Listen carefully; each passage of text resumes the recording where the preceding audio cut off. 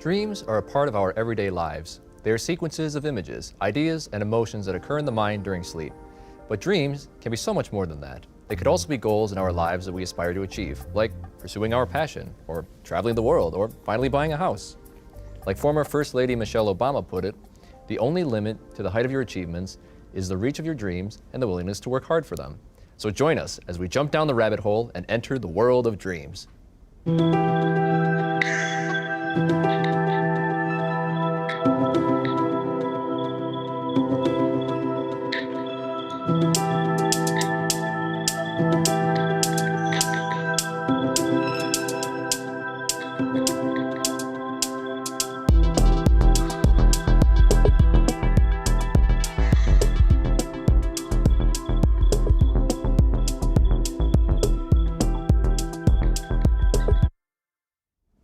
Hello, and welcome to What Dreams Are Made Of. My name is Nick Calvache, and I will be your host and guide as we dive deep into the dreams of the people of Milwaukee. Today, I am joined by Megan Schultz, who created the Cream City Dreams podcast with Shelley Roeder, who unfortunately couldn't be with us today. Cream City Dreams is a podcast that shines light on Milwaukee women, one dream at a time. Megan, I would like to thank you for being here. Thank you very much. It's fun to be here. Fun to be on the other side of the questioning. Absolutely. So, talk to me about Cream City Dreams. Yeah, so this is a podcast that Shelley and I came up with, about 2.5 years ago now. We're coming up on 2 years of being on air, but it's something that it's our passion project. It's something that we love. Each week we interview a different Milwaukee woman who, as you said, is living her dreams, and we shine a light on her. We talk to them about what they do, of course, but in fact, what they do isn't as important to us as kind of how they got there, how they came up with this idea, who supported them along the way, why they wanted to do that, and how they did that so that we can show our audience and our listeners that it's possible to dream, and that dreams are, anyone can have a dream, right? Absolutely. And what you need to do, what we've been learning from all our guests, and we have quite a few lessons that are similar across all of the guests, and that is that they just take one step at a time. They do the next thing that they need to do along the path toward their dream, and then they get there, and then they arrive. But it's not, I think sometimes we see things in the paper about dreams that happen overnight or overnight successes, right? But actually dreams are a lot of little steps along the way. And so we wanted to highlight that in our podcast. It's something that we also are trying to illustrate just through the podcast itself. We didn't know what we were doing. We didn't know how to do a podcast. We had to Google, how do you get something on Spotify? How do you get it on Apple? How do you make a website? All the things we had to learn for ourselves as well. So we kind of want to show our listeners that they can do it too. It's actually not that hard. Right. That's really inspiring. Yeah. You mentioned that, that you'd been doing it for 2 years, I believe. Mm-hmm. So, what are some additional ideas that you guys have in store? We've had, we started with, season 1 with people that we knew, that, we saw as living their dreams, friends and women that, we had some connection to. And then in season 2, we got a little braver and reached out to people we didn't know and said, hey, want to be on our podcast? And almost everybody said yes. And then in season 3, we went with dream makers. We sort of had a theme that season, and we went with people who were offering dreams to other people and making dreams possible for other people in the city. And so we're just going to keep moving with women who are living their dreams in Milwaukee, because there are a lot of them. Oh, yes, absolutely. So I guess going from there, speaking of women of Milwaukee, Fatima Laster is someone who has made her dreams become a reality. And to this day, she continues to do so much more. Here is her story.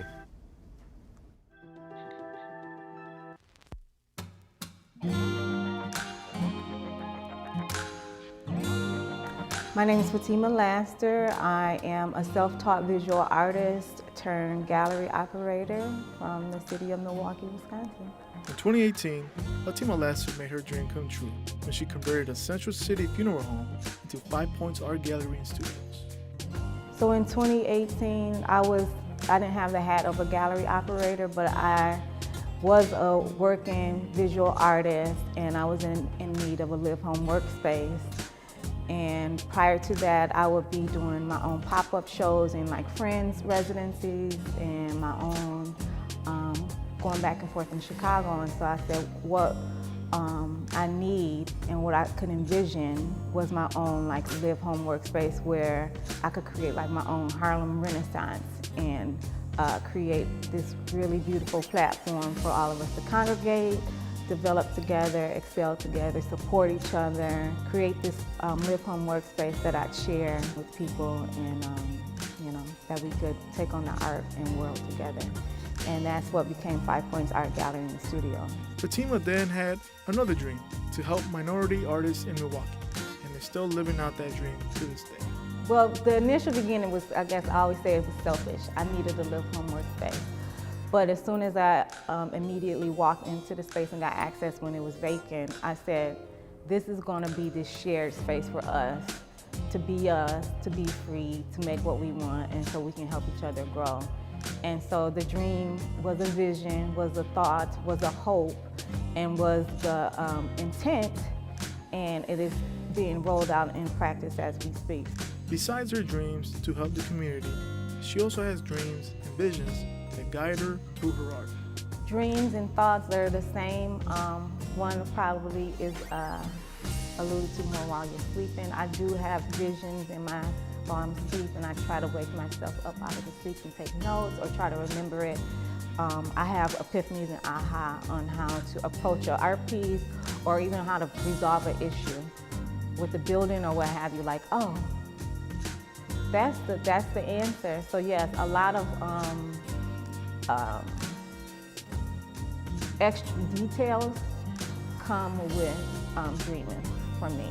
Fatima talks about a mural she was commissioned to do for the Martin Luther King Library called We Have a Dream of Peace.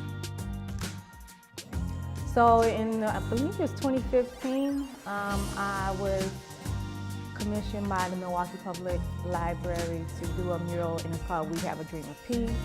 It's a very loose and abstract background. It was a community mural that I structured, but it had King in plaster pointing from like his I Have a Dream speech and leading these doves, these symbols of peace, holding olive branches and leading to the children, because you know, those are our hopes, our futures, our truest dreamers. And so that was the message. We have a dream. Instead of I have a dream of peace, making it communal and global, we have a dream of peace, and you know, embracing that. And so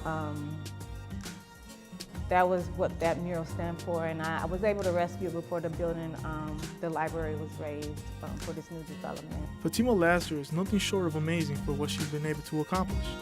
She continues to live out her dreams and leaves a message to those that have dreams of their own. What I would tell people who have dreams of their own or are dreamers is don't shy away from your dreams. Dreams can be deferred, but don't let them get too deferred. Don't let people chase you away or negate them or tell you you're stupid or impossible. Because some people abandon their dreams to conform, and that's not what they're there for. They're there to push you and show you possibility. You can dream of a world that is different from now, and you can create that, and it can be that path and that blueprint to tell you how to do it. Wow, truly inspiring. Fatima's words truly describe what it means to be a dreamer. What do you think? Absolutely. You know, what I'm struck by in her story is similar to what we hear from a lot of our guests in the idea of community and dreams as a community builder and something that brings the community together. Right. And also wanting to share that and pass it on and pay it forward.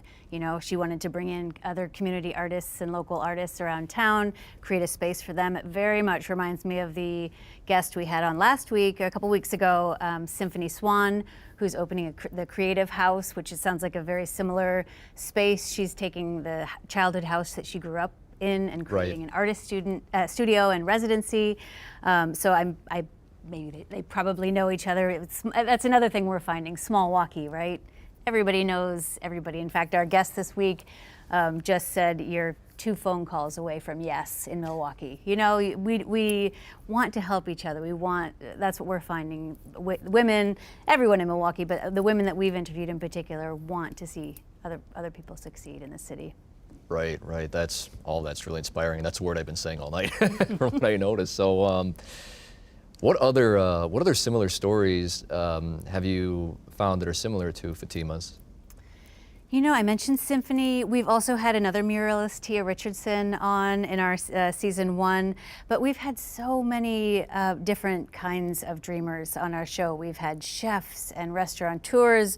We've had artists and poets and activists and nonprofit leaders and executives. I mentioned our season 3 was about dream makers, so we had women whose kind of mission it is to show younger women the way and how to succeed and how to do that, whether that's financially or you know, marketing and social media, you know, all the ways that young entrepreneurs need help. Right. There are places in Milwaukee to do that, and organizations that want to set people and women up for success. Right.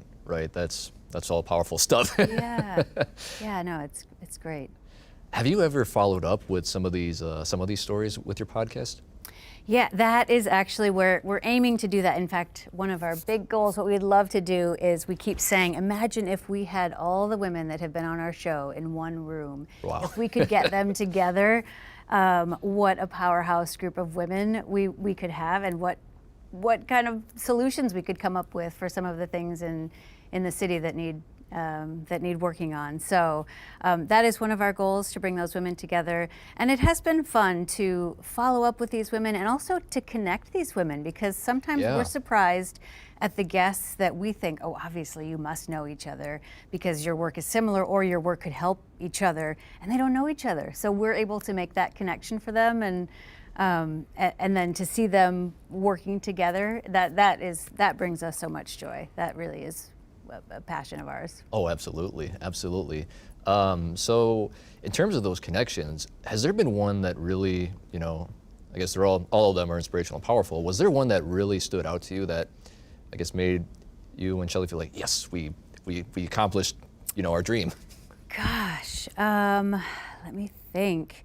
You know, we had Ashley Valentine, who was opening up Rooted MKE. When we first started, we actually interviewed her before the shop opened. It's a bookstore on Vliet Street. And we had a muralist, Tia Richardson, who I mentioned, who was just coming out with a children's book, and they didn't know each other, and it was the perfect spot for them to meet and to Right. you know, to sell her book and to host events for her. So yeah, that connection was fun. I feel like there's been so many others. I'd have to. For another show. Yeah. Well, I'll come back on that one. So I guess with all that being said, Fatima last year said that children are our truest dreamers. And so our student producer, Ivan Aguila, decided to meet the children of Milwaukee, hoping to learn about their dreams through art. He soon realized, though, that wouldn't necessarily be the case.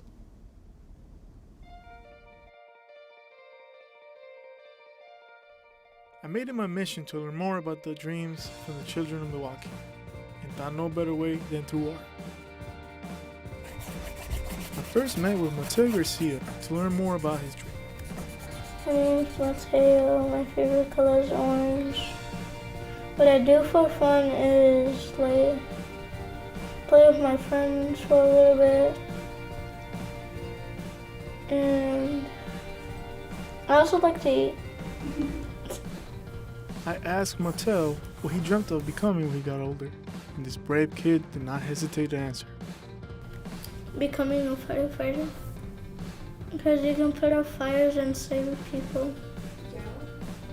They help other people when they have fires. And you want to help other people? Yeah. He also told me about another dream where he hopes to one day go. Going to Disneyland. They have different roller coasters. I like to eat popsicles there. Okay, I'm done. No. I like orange. I just put orange in my phone. And that's it. After he was done, he revealed his masterpiece, a blue sky green trees, and a red Mickey Mouse.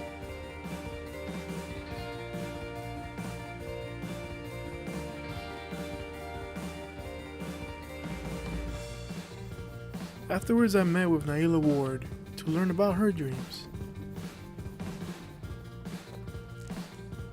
My name is Naila and I like candy and I have 3 brothers. Her dreams are to be in the spotlight and shine like a Hollywood star. An actor.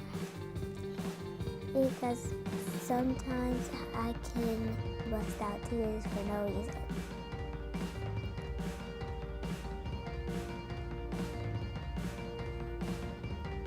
She also told me about her most recent dream that was actually a nightmare about a scary baby. The last dream was scary. Because at Mom's house we was watching a movie, and the movie had like this baby that was a monster that came out of a girl's belly. When Naila was done, she showed us the scary baby from her nightmares and finally put a face to the monster. It's a baby monster. This was truly a learning experience. It taught me the difficulties of working with children, but also the imagination that inspires them. Wow, those kids are truly creative. And that baby monster, that scared me. What do you think? Oh, that was adorable. Yeah, that's one way to put it. But it was creative. So I guess on that subject, as parents, how do you encourage children to pursue their dreams? Gosh, I'm a mom of 3. Shelly's a mom of 4. And I think and again, to take a lesson from the podcast is just keep saying yes. Just keep trying new things, I think you saw that in the video. The kids aren't afraid to fail. They aren't afraid to color outside the lines. They aren't afraid to try new things. And I think as adults, we sometimes get hammered into boxes. And You could say that again. yeah. So I mean, just keep saying yes. And that is something that we've seen from our guests over and over too. They just keep showing up, even if they don't know what they're doing, even if they've got to do some research or a YouTube tutorial on how to do what they want to do. They just keep doing what the next right thing. So. Right, 100%. So, as we grow older, there's that flame and eventually begins to flicker in terms of creativity and imagination. So, how would you continue to, just tell children to continue to pursue their passions and live their dreams and, continue to encourage them, for lack of a better word? Yeah. Well, I mean, I think it is easy to sometimes fall into the trap of listening to those voices. And I think what has helped me personally on this podcasting journey is having a partner to do it with, having Shelly, who's not here, unfortunately, taking care of her kids who are sick.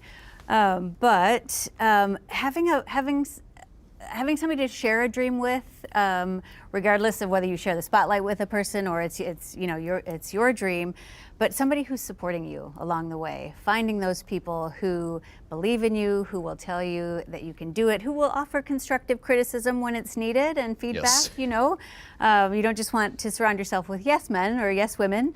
But I think having a supportive community is one way to keep going on that dream, and to have somebody to whisper it to say, do you think I can do this? And they can say, yes, you can, So I think that helps. Absolutely, even better when both parties are really encouraging each other. Absolutely. So I guess, so that's how Shelly must be then with your podcast. Absolutely. Yep. We play off each other well. We know each other well. It's one of these days I keep saying I'm going to make a reel of our outtakes, which are mostly PG, sometimes PG-13, but they're funny. They're fun. They can be funny, and we go into a podcast with a rough idea of what we want to talk about with our guest, but we like to let the conversation flow organically, and it does. And when you know somebody well and you have that rapport with them, it makes things easier. So. Right, absolutely. It really sounds like you guys are, not only pursuing but living your dream. I really can't wait to see what you guys continue to do with your podcast in the next, couple years or 10 years? Well, or we keep saying we'll stop when we run out of inspiring Milwaukee women, and I that's never going to happen. honestly don't You and think I both know that's that. ever gonna happen. Exactly. Yeah. Yeah, so, I guess with that being said, what are some other additional ideas or other plans or other maybe endeavors or dreams that you and Shelly have together? Oh gosh. Well, we would love to get all of these guests in a room together. We would love to see if we could brainstorm solutions for, things in Milwaukee that could be better, so that there's more opportunity to dream for everybody. So we would love to see that happen. I would love to make more connections. We have 7 kids between us, so we do take we take summers off of the podcast, but we constantly have a list of guests that we would love to interview and women who we want to reach out to. So if we can keep going, we would love to have some help with social media. That's not either of our forte or our passions. Our passion is the actual meeting and talking with women, not the making reels on Facebook and Instagram and TikTok. That is not us. We're 2 Gen Xers. Oh. So one day we would love to have help with that. We would love to find some sponsorship for our podcast. That's what we're going to aim for this season coming up. So It'll happen. All of that will, happen with time. Thank you. That's what we hope. Yes. So, to conclude, dreams have been a part of our lives since a young age. Dreams can change, dreams can die. But there's always room for another. To all the dreamers out there, don't let anything stop you from making it a reality. But before we close the show, I once again want to thank Megan for joining us tonight. Oh, absolutely. Thank you so much for having me. This has been fun. Absolutely. Thank you for coming again. Yeah. I've been your host, Nick Calvache, and remember to keep on dreaming.